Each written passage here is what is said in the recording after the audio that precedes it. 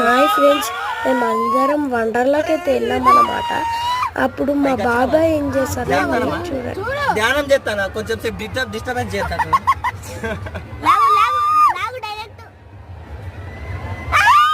ఇక్కడ ఆపాడు కదా,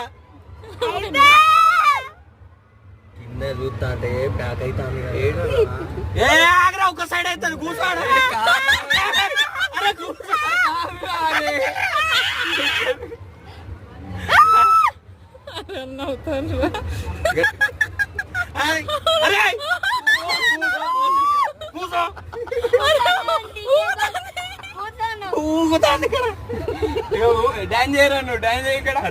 బిల్డింగ్